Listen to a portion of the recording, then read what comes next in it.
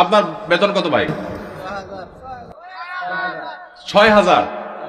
একটু দাঁড়ান, কষ্ট করে একটু দাঁড়ান। আপনার বেতন কত ভাই?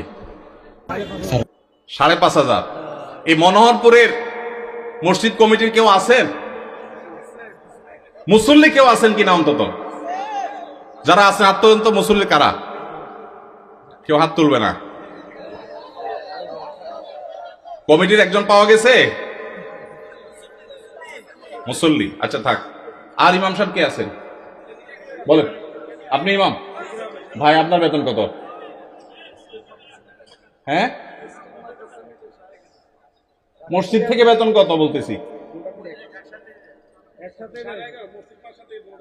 মসজিদ মাদ্রাসা দুই ডিউটি বেতন 11.5। তার মানে আমরা যদি 5.5 ধরি তাহলে 5.5 মসজিদ থেকে বলা যায়। 5 ওয়াক্ত নামাজ পড়ান, ইমামতি করেন, 5 ওয়াক্ত নামাজ পড়ান, 5,500 জুমা সহ। আপনার কোন এলাকা? এই গ্রামের নাম বলেন? ডুলিপাড়া।